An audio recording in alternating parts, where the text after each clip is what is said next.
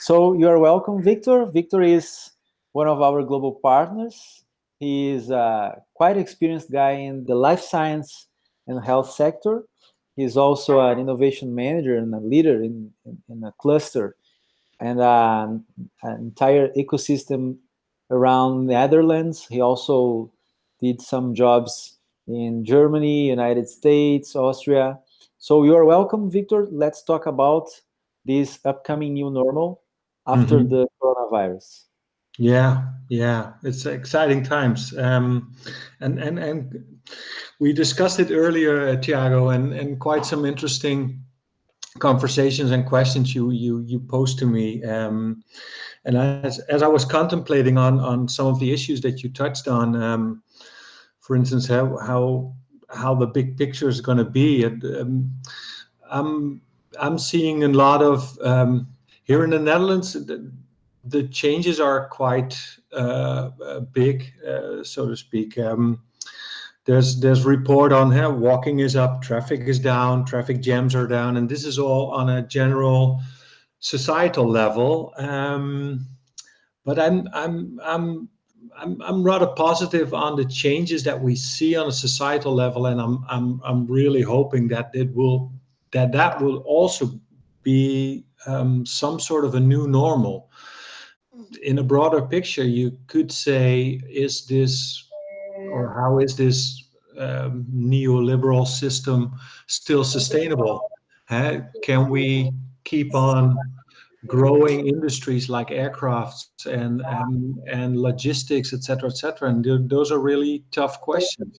As I see how society is now making changes in the way they work together, um, I'm looking towards the changes that's going to be in society as a whole. It's going to be interesting to see if this new level of downgrading, if that will be a new normal, more or less.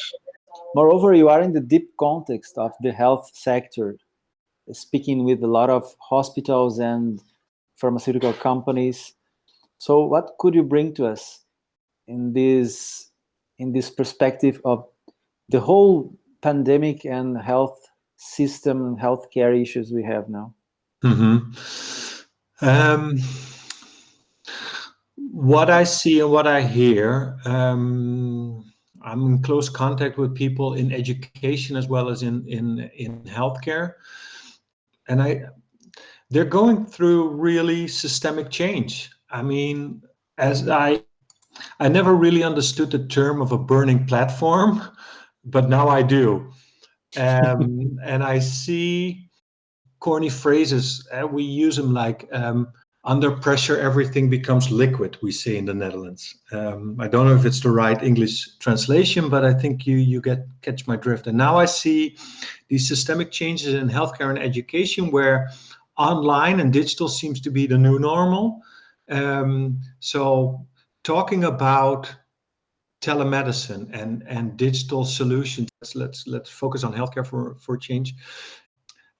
Now things seem possible in a sense of urgency that they have been discussing for years. I was working in hospitals for 10 years ago, and I saw the resistance on adapting new digital technology, where we knew that the technology was working. We knew that there was progress to be made, that there were advantages in using these digital solutions, like the whole discussion on electronic medical records and patient records, et cetera. The adaptation of those digital solutions took years in the Netherlands, and the way they are now all using or starting to use digital solutions on communication, recording, on patient communication, doctor patient recording, but also on doctor or patient and patient in hospital and family and relatives at home. There's been a whole system set up on advancing the use and working with digital technology for relatives and patients. So it seems that these uses of new digital technology is going through the roof. and is here to stay, I think. Yeah, yeah. It means some things that we were expecting to come the next months or the next years just arrived in a shock. Probably these constraints of this overall context we have now brought these changes for good, isn't it? Because we won't probably go back to the behavior we had before the crisis. Let's say we won't come back to the whole previous behavior. Yeah, because I think the sense of the possibility of technology, that as a change is going to stay for good. The realization of people being able to use this technology and take it to their advantage. That's, I think, what I see as a change for good. That there's less resistance. That they now see it's possible to use it. That they have advantages in their daily life, and I don't see that going back again. As I'm looking at my own personal professional life, I think it took me a couple of days also going through my own shock of being at home and okay, how are we going to work? Well, how is this all going to affect my working environment, etc. And it took some time, and now I'm experiencing myself this new normal of making much more use of this digital technology. I also see a lot of stories in my news feed on the stress levels and the productivity of this new situation, and I don't feel it that much. I don't feel it that much as I think I feel a larger sense of productivity actually, that it's more concentrated in the use of the digital technology. You have to adapt your style and you have to adapt your working speed more or less. But I feel that I'm doing more in less time, and then I do need a break. So I'm working like a half hour, and I need some 10 minutes to reset, and then I can do another half. Face-to-face meeting, it's more like you're sitting there for an hour, and you accomplish the same type of energy and the same type of accomplishment. Yeah,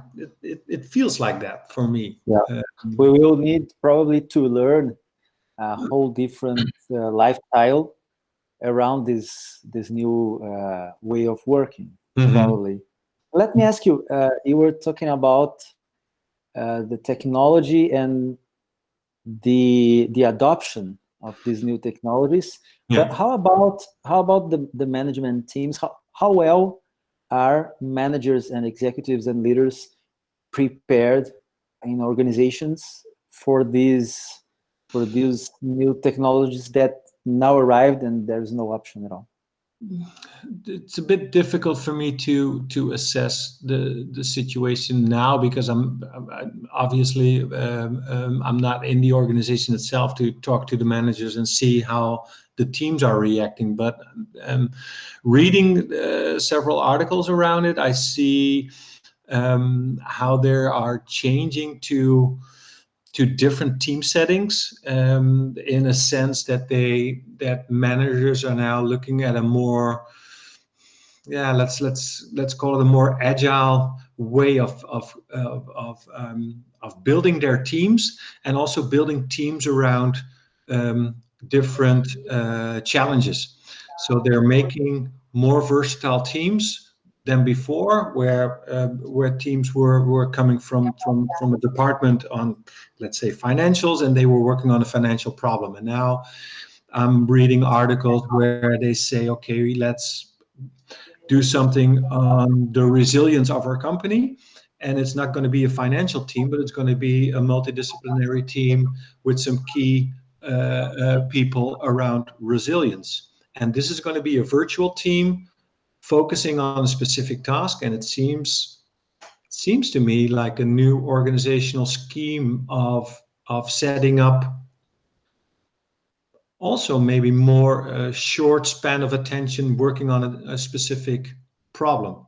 And it seems an interesting new way of setting up departments and setting up virtual teams. And again, this also ties in how are you going to work remotely if it's a dispersed team. If you want to work on resilience, for instance, or survivability for another term, um, and you're looking in your organization and you need to bring together the specialists or the people that are willing to work on this specific problem, you're bringing them for sure, bringing them in on different locations. So you're going to use digital technology anyway because they're not geographically on the same spot. So was it first digital technology and now we're working on diverse teams on remote locations, or are we using remote teams because there's a specific problem? I find it Yeah. an interesting dynamic. Um, Yeah. Well, Victor, you work in a cluster that has already been experiencing cooperation across different countries and mhm. within different organizations. How could things become after the crisis? Since, well, for sure now the airline companies put all the airplanes on the ground, Mhm. but how should we try to foresee this cooperation, this international cooperation, this inter-regional cooperations through uh, through ecosystems, for example, after the crisis? Um, well, it's interesting because here in the region we're rather close to the German border, and we have been working with Bundesland um, uh, Rhineland-Westphalia for decades, also in healthcare and in cross-border collaboration on specific healthcare issues. And now you see with this COVID crisis that because of the overcapacity of ICU units in Germany, there are actually Dutch patients, corona patients, moving towards German hospitals across the border. So where we never imagined that was also one of the possibilities of the collaboration cross borders. Now it's a pandemic crisis, and things were already in place to have this collaboration. And with other regions, I've been talking, and they are still very um, reluctant to they don't see international travel restarting very soon. In the near Of future? course, we're always looking for cluster collaboration on events, and literally bringing the people together and matchmake and spark ideas, and then build it into projects and build it into companies, etc., etc. um, and you see all this cancellation of physical events. Some of them are moving to webinars, are moving all in the digital space, but it's not the same. So also you see still people looking for new solutions in the digital environment to have some sort of a physical event or a round table or an exchange of ideas. And it seems we came into a discussion and we were pretty clear that moving or postponing the events to the second half of 2020 will not be far enough away. We don't expect travel to be restarting that quickly.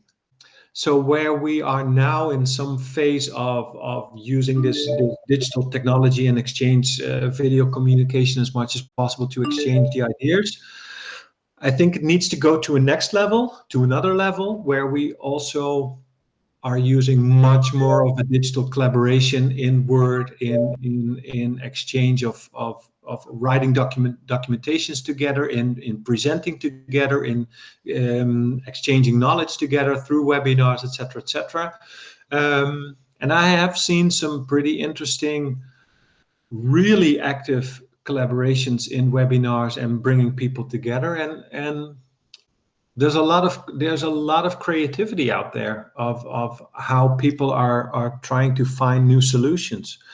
There are even group of design thinkers working on how are we changing the rituals of people getting together in a physical way. How do we translate those rituals of matchmaking and exchanging experiences to a digital world?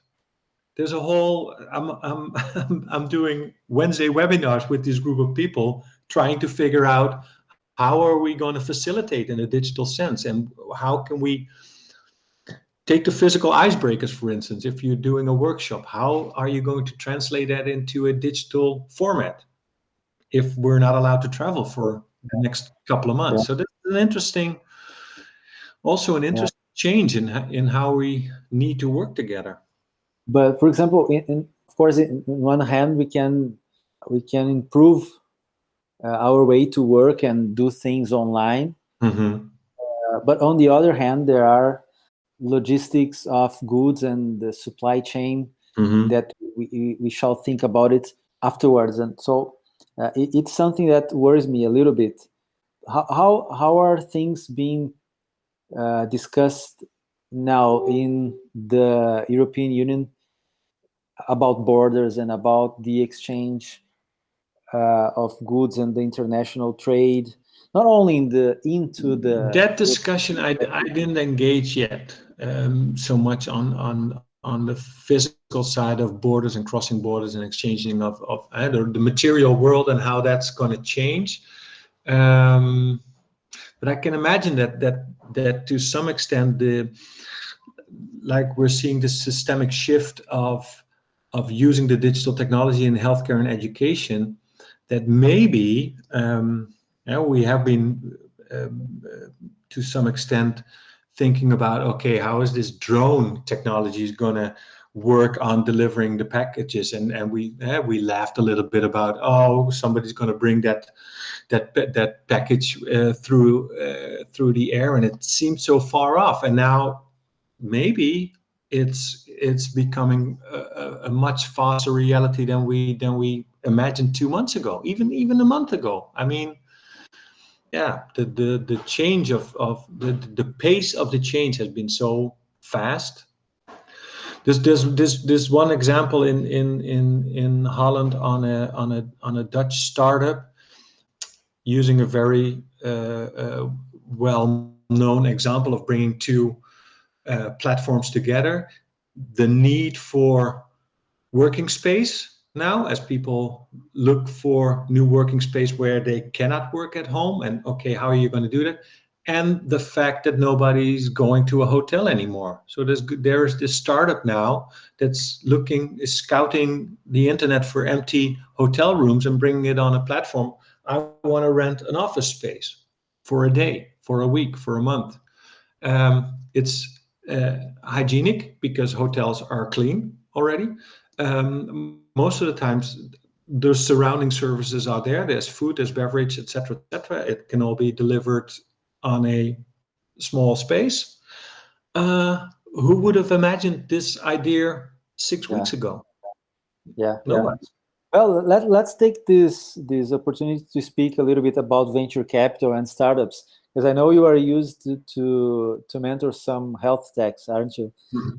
So how should we think about the global venture capital industry? Because we had maybe 5-10 years of a huge development of this global liquidity, the financials Mhm. boom with low taxes and so on. What do you think is going to happen the next 6 or 12 months? It's difficult, but Yeah, it's really difficult. I see some discussion, and I'm trying to connect to the VC world more to find out where they are going. Um, there's a lot of discussion on all the support measures that are taken care of now by the national government. And it almost seemed like they forgot the whole economic engine of startups and scale ups. And it took quite some discussion to, especially also from the startup community itself, but also from a number of venture capital people around those startups saying, "Hey, we're bailing out the small companies with no personnel. We're bailing out retail. We're bailing out, et cetera, et cetera, et cetera. We're setting up all these support measures. What about startups and scale-ups as the economic job engine of not only the Netherlands, but in the greater area of Europe as well?" And there is in the Netherlands, there is, I think now a fund of 100 million for startups and scale-ups next to the other venture capital possibilities in the market. But it's peanuts in comparison to, for instance, what Germany is doing for the startup and scale-up world. I don't have the exact number, but I recall that they're setting apart more than €1 billion for the startup and scale-up world. So again, there seems to be a difference in how the several nations in Europe seem to address these specific type of challenges. But for sure, it's a discussion, and people are thinking about how should we support this economic engine. Mm-hmm. So that's going to be interesting to see how it develops. For sure, there's movement towards extra support for startups and scale-ups. Yeah. What would be your recommendations for new entrepreneurs or the actual founders and co-founders of the startups that we can maybe advise today? What would you tell them about this coming new normal?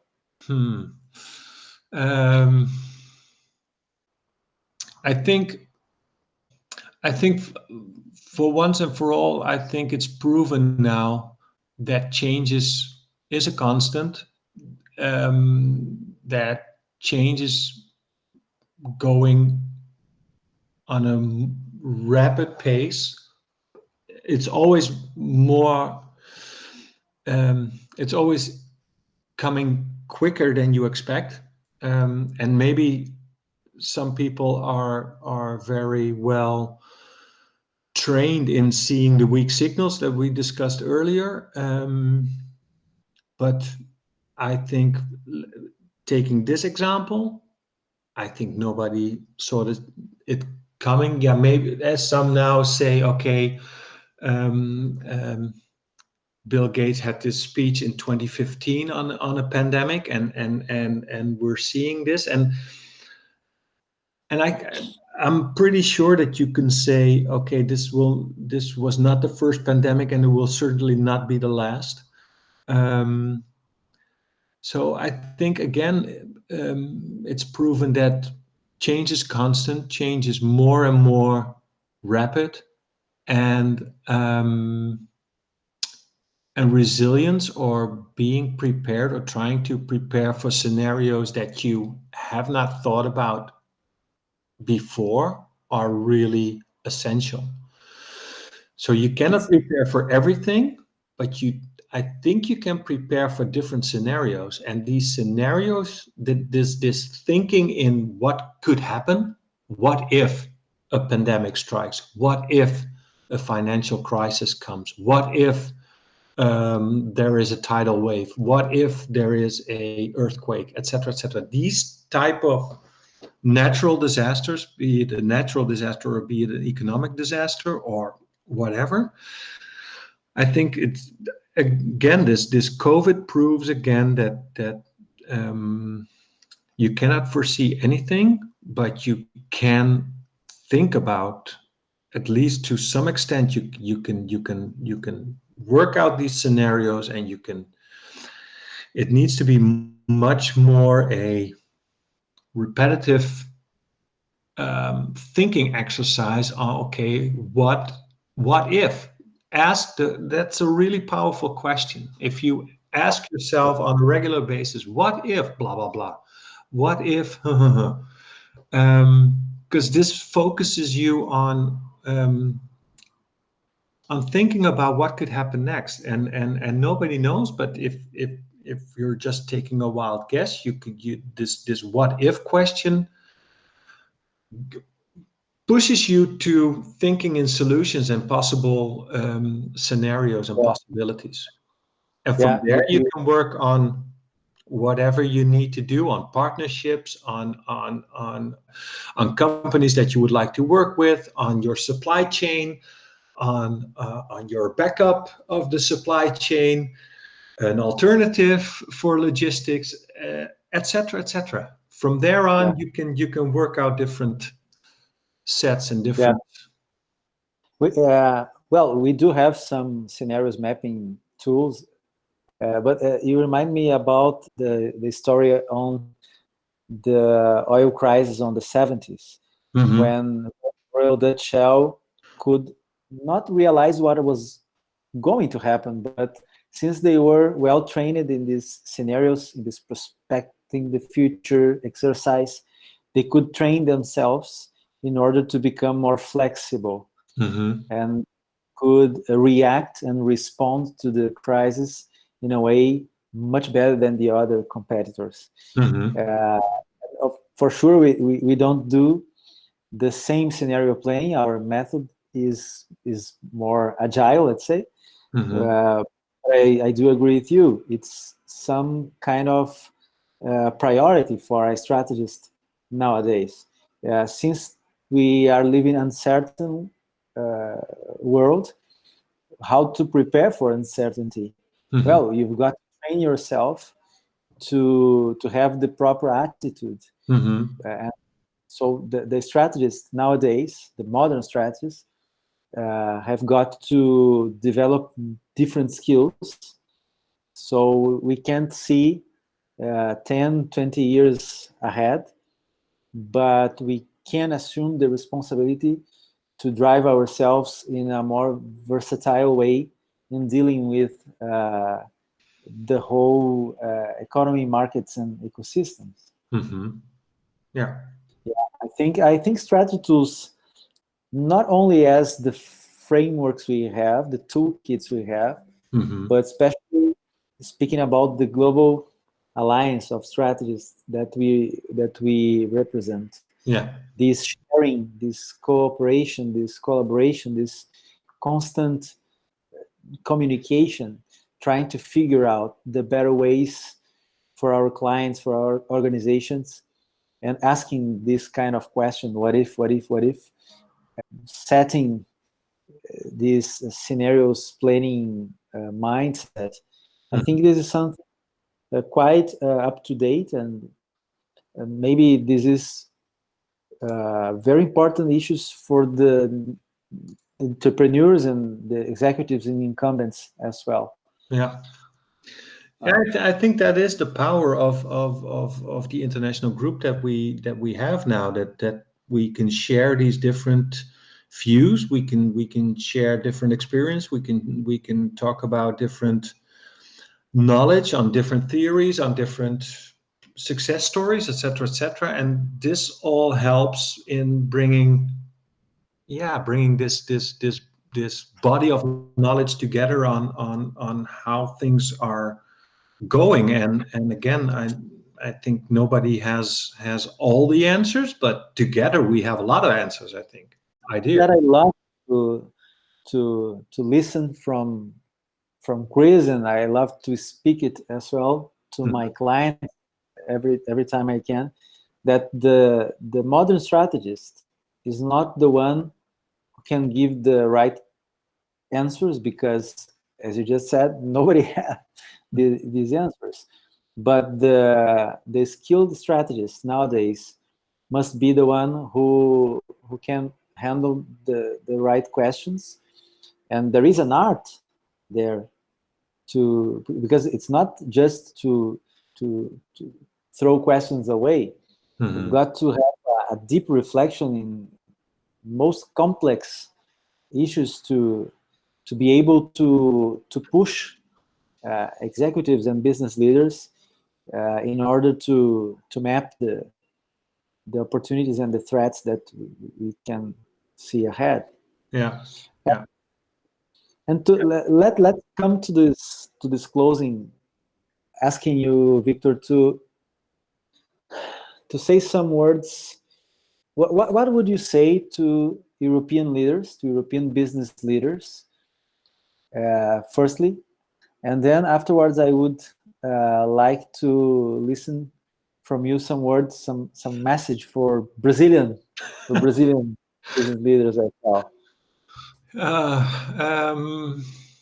If you're asking me to have advice, then it seems like you're looking to me to present some sort of a recipe, and I don't have it. Um, what I see what works is that I think what works is if you bring people together with a specific mindset, and be that a modern strategist mindset, using the tool set from strategy tools, and tying it in with the theory of Rita or Gary Hamel, and just to name a few, Alex from Strategizer. I think the modern strategist, and we've also discussed this in Norway, he needs to bring a rucksack of experience and collaborating with the executives of the corporations and the business leaders, work in a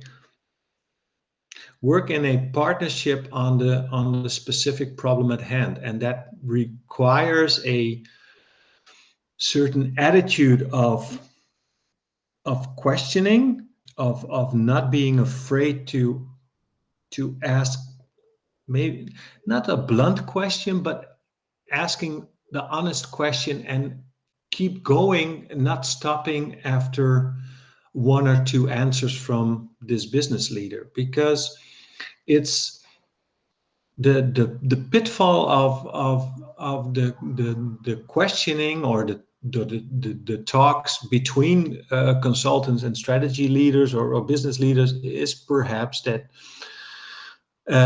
you're not going all the way. So you need to push beyond the first answers. You need to keep asking questions until you reach a certain point where you say, okay, now this is the core. This is the actual issue at hand, and this is what we need to solve, and this is what we're working on now.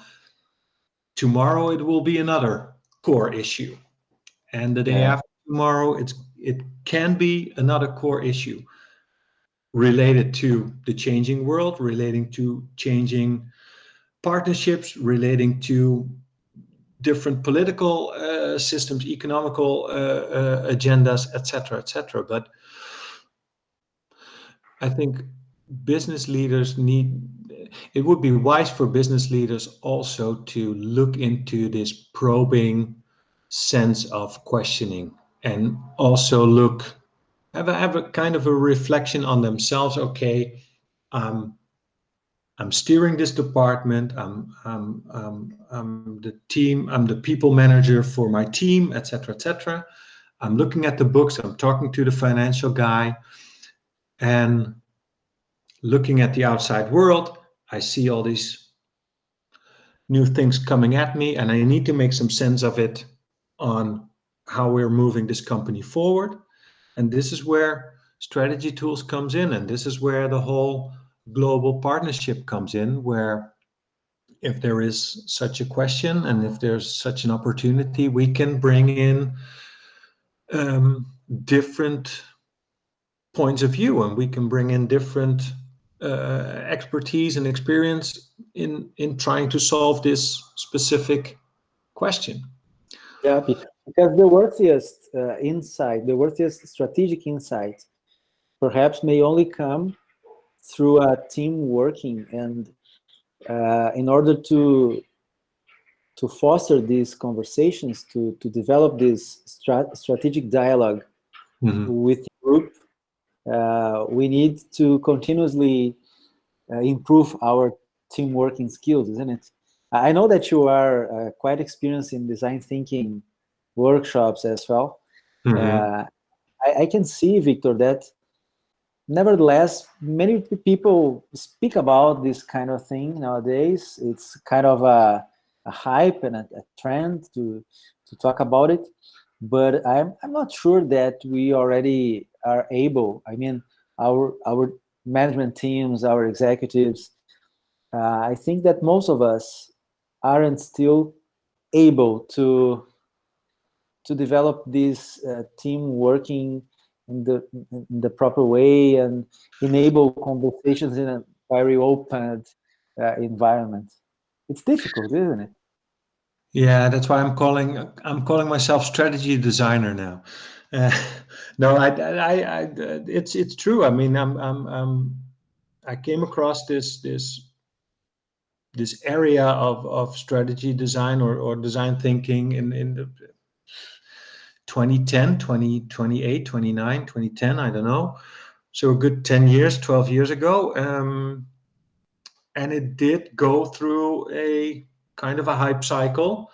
Um, but I'm not, again, this is something that I'm just putting in my backpack to use as a tool set, just like I'm using the strategy tool set. I'm mixing it up, and I'm mixing and matching, and I'm trying to make sense of it all, just like the manager and the business leaders uh, are trying to make sense of it all. And they are looking from a strategic point of view, and they are looking from a business point of view, and put together their experience and theory that they have in their backpack. And I'm putting something against that, which comes from a different area, but it's complementary on a certain level where I can bring in a different mindset and a different way of looking at a problem. And if they bring in their strategic theory, etc., and I bring in my facilitation and strategy design, I think it's a really potent mix of solution, and that. Um, yeah, that's maybe what I'm trying to find my recipe for. I remember we once, I think we were together in Norway when we spoke about the similar landscape we have in Brazil and in Netherlands Mm-hmm. on the family business. Remember that? Yeah, yeah, yeah. Uh, what would be your thoughts on this difficult and challenge the business have whenever they change?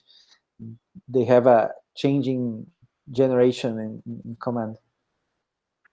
Um, that's almost a whole different part of the strategy library, so to speak. I think the the number of books written on how to steer a family company, they're pretty abundant. I mean, there's literally a consultant firm here in the Netherlands that's primarily focusing on family businesses, because it has such a different and or yeah, it has a different dynamic.